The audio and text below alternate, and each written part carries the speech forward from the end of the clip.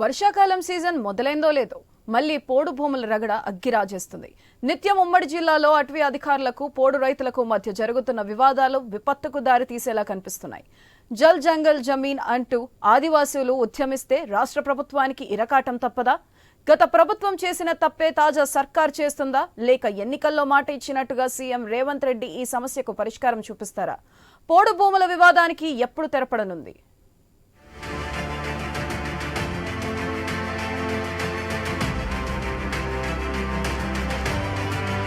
ఉమ్మడి ఆదిలాబాద్ జిల్లాలోని ఏజెన్సీలో పోరు రగులుతూనే ఉంది. ఏది అడవి, ఏది పోడు భూమి అనే దానిపై అటవీశాఖ అధికారులకు గిరిజనులకు మధ్య వారాగడం లేదు.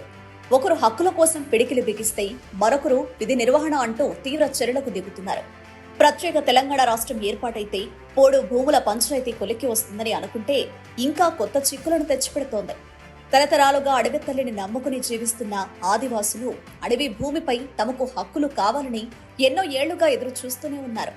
సాంప్రదాయబద్ధంగా సాగు చేసుకుంటున్న భూములకు పోడు పట్టాలు ఇవ్వాలని ఏళ్లుగా పోరాటం చేస్తూనే ఉన్నారు.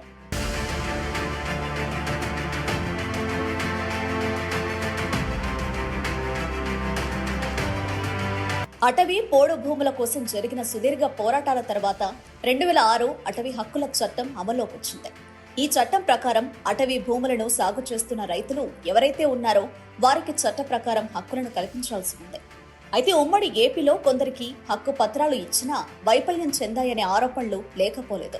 తెలంగాణ ప్రత్యేక రాష్ట్రంగా ఆవిర్భవించిన తర్వాత నాటి సీఎం కేసీఆర్ పోడు వ్యవసాయం చేసుకుంటున్న రైతులకు కుర్చీ వేసుకుని మరీ పట్టాలు ఇస్తామని చెప్పారు. ఆ హామీ అమలు చేసింది లేదన్నది ఆదివాసీ సంఘాల నాయకుల ఆరోపణ. తెలంగాణలో 13.18 లక్షల ఎకరాల పోడు భూములకు రైతుల నుంచి 2021 నవంబర్ 8న అప్పటి బీఆర్ఎస్ ప్రభుత్వం దరఖాస్తులను స్వీకరించింది. ఈ క్రమంలోనే 2450 గిరిజన గ్రామాల్లో పోడు భూముల సమస్యలున్నట్లుగా నిర్ధారించింది. 2006 అటవీ హక్కుల చట్టం ప్రకారం 6 లక్షల ఎకరాలకు దరఖాస్తులు వస్తాయని అంచనా వేయగా 13.18 లక్షల ఎకరాలకు అప్లికేషన్లు రావడంతో కంగుతున్నారు. వీటిల్లో అర్హత కలిగిన దరఖాస్తుల 3.5 లక్షలుగా అప్పటి అధికారులు తేల్చారు. 2002 నుంచి సాగులో ఉన్నాము. అక్కడ కంది కానీ పత్తి అన్నీ వేసుకుంటున్నా, మాకు ఎలాంటి స్పందన లేదు. మేము జైల్లో ఉన్నప్పుడు చూడడానికి మా దగ్గరికి సీతక్క కూడా వచ్చింది. 12 మంది జైల్లో 10 రోజులు ఉన్నాము. అక్కడ పిల్లలు జల్లలు నిడిచిపెట్టి ఉన్నా కానీ మాకు ఇంతవరకు గత ప్రభుత్వం నుంచి ఏ హామీ రాలేదు. ఈ కాంగ్రెస్ పార్టీ తరపు నుంచి ఈ ఆదివాసీలను పట్టించుకోవాలి. ఒక ఆదివాసీ బిడ్డలు ఎక్కడున్నా ఆదివాసీలను గుర్తించి పోడు భూములు ఎక్కడ చేసుకుంటున్నారో అక్కడ పట్టాలు ఇవ్వాలని ఈ కాంగ్రెస్ పార్టీని కోరుకుంటున్నాం. కోయపోసగూడెం ఆదివాసీల మీద పెట్టినటువంటి కేసులన్నీ బేషరతుగా ఎత్తేయాలి. అక్కడికి సీతక్క గారు వచ్చారు, వారు కూడా వాళ్ళకి హామీ ఇచ్చారు. రాష్ట్ర మంత్రి గారు, ఈ జిల్లా ఇన్ఛార్జి మంత్రి గారు, మేము చెప్పేది ఒకటే, ఆదిలాబాద్ జిల్లాకి, ఉమ్మడి ఆదిలాబాద్ జిల్లాకి ఒక ఆదివాసీ బిడ్డ ఇక్కడ ఇన్ఛార్జిగా మంత్రిగా ఉన్నారు. ఇక్కడ ఉన్నటువంటి ఆదివాసీల యొక్క సమస్యలన్నీ మొన్న పార్లమెంట్ ఎన్నికల్లో ఇక్కడ పనిచేసినట్టు కూడా తెలుసుకున్నారు. కాబట్టి వాళ్ళు క్యాబినెట్లో ఈ విషయాలన్నీ చర్చించి మరి ఈ జిల్లా ఇన్ఛార్జి మంత్రి గారు ఈ జిల్లా ఆదివాసీల సమస్యల మీద, పేదల సమస్యల మీద ప్రత్యేకమైనటువంటి దృష్టి పెట్టాలని చెప్పి ఉమ్మడి ఆంధ్రప్రదేశ్ లో వైఎస్ఆర్ సీఎంగా ఉన్నప్పుడు 2006లో రాష్ట్ర వ్యాప్తంగా పోడు భూములకు హక్కు పత్రాలు అందించారు. అప్పట్లో 1,83,252 అప్లికేషన్లు రాగా వాటిలో 1,11,177 మందికి హక్కు పత్రాలు అందజేశారు. వివిధ కారణాలతో 82,075 దరఖాస్తులు తిరస్కరించారు. ఆ తర్వాత ఇంతవరకు పోడు భూములకు హక్కు పత్రాలు ఇవ్వలేదు. పోడు రైతులకు పట్టాలు ఇస్తామని 2018 నవంబర్ 23న మహబూబాబాద్ ఎన్నికల బహిరంగ సభలో నాటి సీఎం కేసీఆర్ హామీ ఇచ్చారు. ఆ తర్వాత పట్టాలు పక్కకు పోయి హరితహారం పేరున ఏటా పోడు భూములో అటవీశాఖ అధికారులతో మొక్కలు నాటిస్తున్నారు. మొక్కలు నాటేందుకు వస్తున్న ఫారెస్ట్ సిబ్బందిని గిరిజనులు అడ్డుకోవడంతో ఇరువైపులా దాడులు జరుగుతున్నాయి, కేసులు నమోదవుతున్నాయి.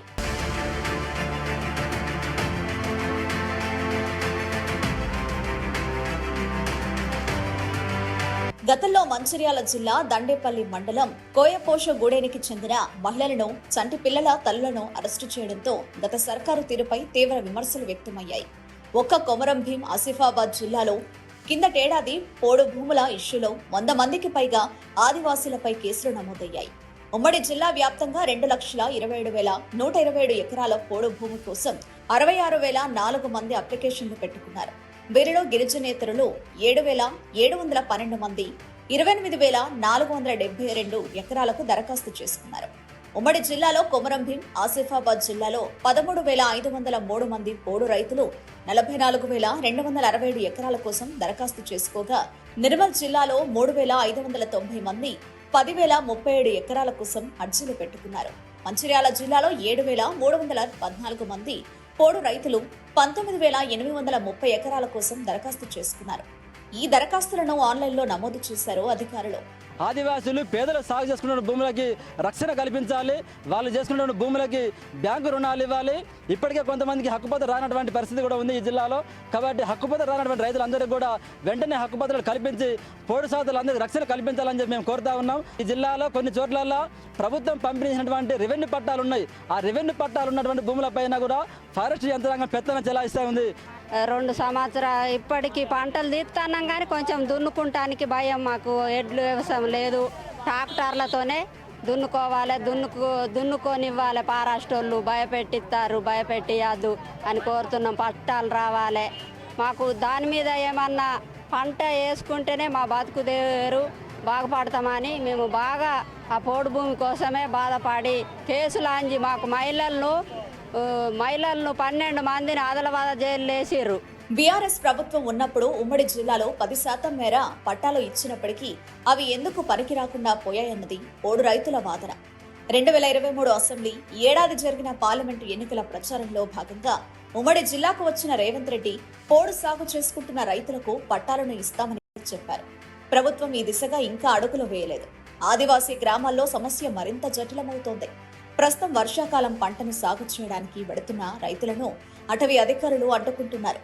గడిచిన 20 రోజుల్లో ఉమ్మడి జిల్లాలో 10ల సంఖ్యలో పోడు రైతులపై కేసులు నమోదయ్యాయి.